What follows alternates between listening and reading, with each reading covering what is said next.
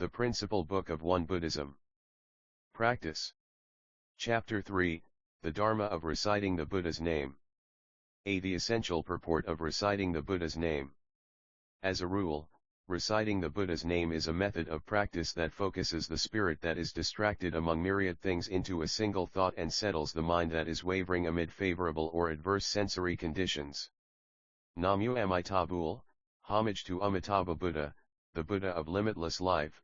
The phrase that is used in recitation of the Buddha's name, means to take refuge in the limitless life enlightenment.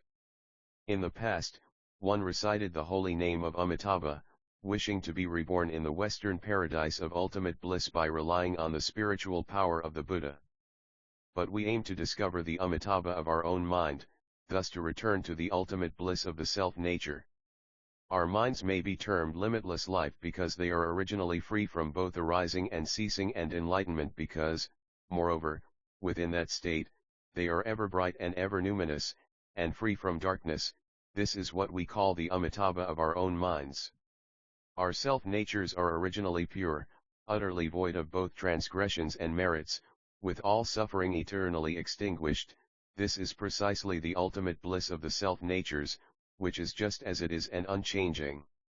Therefore, people who are reciting the Buddha's name, by first understanding this principle, by taking as their foundation one's own mind that is without arising or ceasing, and by being aware of the single thought that is free of coming and going, should let the spirit that is distracted among myriad things rest on the single thought of Amitabha, and have the mind that is wavering in favorable and adverse sensory conditions return to the realm of effortless and calm bliss. This is the authentic practice of reciting the Buddha's name. B. The method of reciting the Buddha's name. The method of reciting the Buddha's name is so extremely simple and easy that anyone can do it. 1. When reciting the Buddha's name, maintain an erect posture and settle your energy, and don't swing or shake the body. 2. Don't make your voice either too loud or too soft, but keep it at a level appropriate to your energy. 3. Concentrate your spirit only on the one sound of the recitation of the Buddha's name, watching over the one thought in conjunction with the recitation phrase so that the one thought and the voice will continue on together. 4. When reciting the Buddha's name, let go of each and every thought, and maintain a relaxed mentality and an effortless state of mind. Do not entertain other thoughts, such as seeking the Buddha outside, or imagining the physical characteristics of Amitabha or the splendors of the land of ultimate bliss.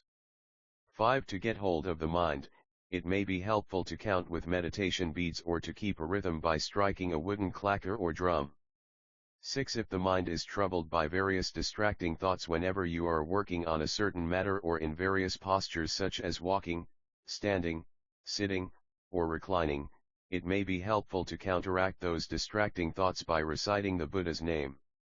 However, when, to the contrary, the recitation does not become one with the spirit of what you are doing, it is better to stop. 7. Reciting the Buddha's name constantly reflects on the original state of one's mind nature.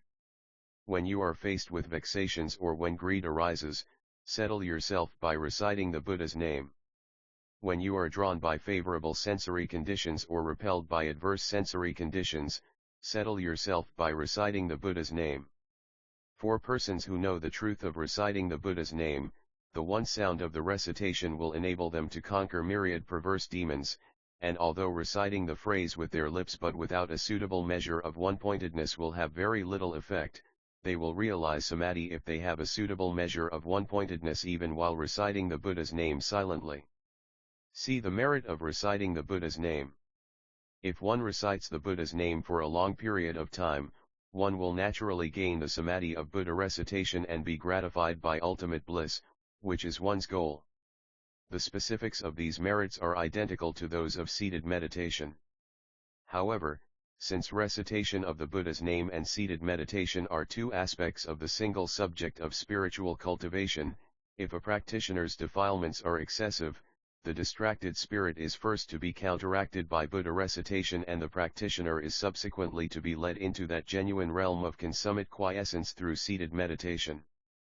Furthermore, as far as the time of day is concerned, recitation of the Buddha's name is more appropriate during the daytime or when one is faced with various kinds of external sensory conditions, Seated meditation is more appropriate in the evening and in early morning or when one is far from such external sensory conditions. If practitioners apply well the recitation of the Buddha's name or seated meditation at the appropriate occasion by constantly examining their particular surroundings and by assessing their mental states, the two will form one continuous practice until they easily attain the great power of absorption.